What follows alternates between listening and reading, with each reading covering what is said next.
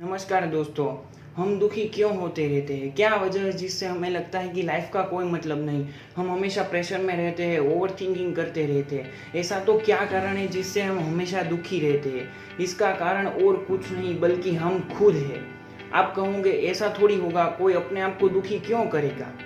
मान लो आपको कोई मैराथन में दौड़ने के लिए कहे और आप नहीं जीते तो आपकी पूरी फैमिली को मार दिया जाएगा। सोचो ये रेस आपके लिए कितनी दर्दनाक और खतरनाक हो सकती है। इसकी वजह कोई आपको अच्छे से शूज ला कर कहे या फिर आप खुद अच्छे से शूज पहनकर मैराथन में भाग लेते हैं, मेहनत करते हैं, प्रैक्टिस करते हैं, तो ये जीत आपके लिए कितनी शानदार होगी, वो आपके लिए कितनी खुशी से भरपूर होगी। ऐसा क्यों हुआ?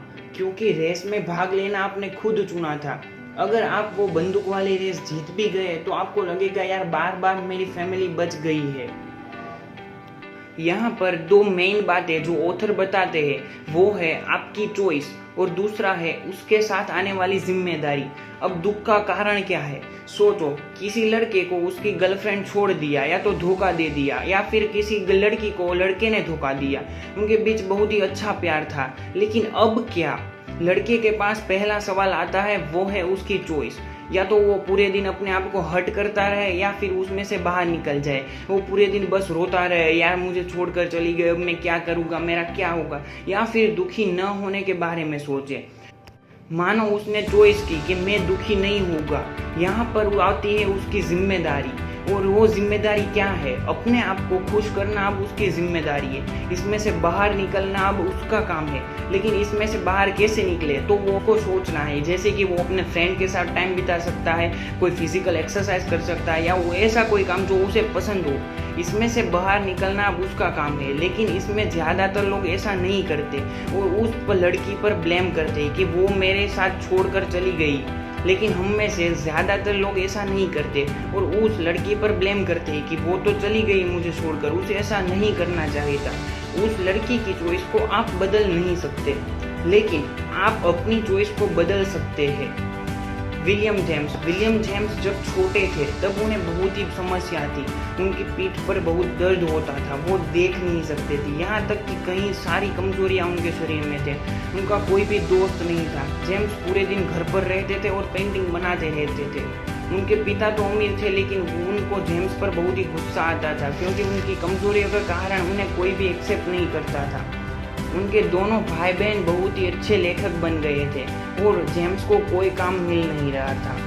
उनके पिता जेम्स का मेडिकल कॉलेज में एडमिशन कराते हैं और कहते हैं ये तुम्हारे लिए आखिरी मौका है।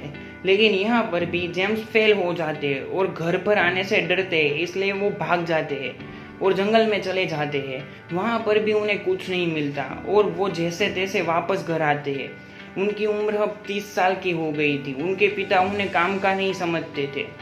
फिर एक बार जेम्स चार्ल्स पियर्सन की एक बुक पढ़ रहे थे और उसमें से उन्होंने एक एक्सपेरिमेंट करने के लिए सोचा, जो था कि मेरी लाइफ में जो कुछ भी हो रहा है उसके लिए 100% मैं ही जिम्मेदार हूँ, और इस दौरान वो अपनी परिस्थिति को बदलने के लिए जो कुछ भी कर सकते हैं वो सब कुछ करेंगे।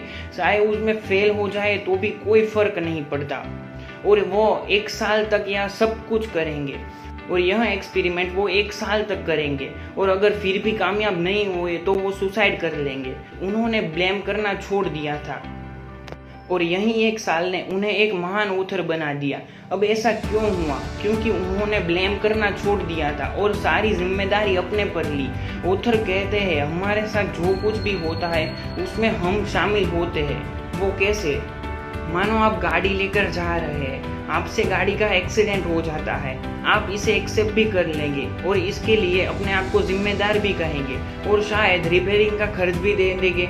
इसमें आप दोषी थे, इसलिए आपने ये एक्सेप्ट कर लिया कि मेरा इसमें दोष है। लेकिन आप सुबह उठते हैं और आपके दरवाजे पर एक छोटा सा बच्चा देखते हो जिसे कोई छोड़कर चला गया। आप इसके लिए दोषी नहीं हो, लेकिन फिर भी आप अब इसमें जिम्मेदार हो। अब आप क्या करोगे उसके लिए आप जिम्मेदार हो। उसे छोड़ दोगे या फिर उसे पुलिस को सौंप दोगे, जो भी आप करोगे इसके लिए अब आप जिम्मेदार हो। इसी तरह हर दुख में हमारी एक चॉइस होती है, जिसका सामना करने के बाद या फिर उसकी जिम्मेदारी लेने के बाद हमें वो खुशी मिलती है जिसकी हम तलाश कर रहे थे। आपने वो कहावत तो सुनी होगी, life is between B and D. B यानी बर्थ और डी यानी डेथ, लेकिन इसके बीच में एक सी होता है जो होती है आपकी चॉइस। आपको ये बात पसंद आई हो तो प्लीज़ वीडियो को लाइक करें और शेयर करें। और ये बात the subtle art of not giving app से ली गई, जो मार्क मैनसन ने लिखी है। Big thank you for being here. बहुत बहुत धन्यवाद।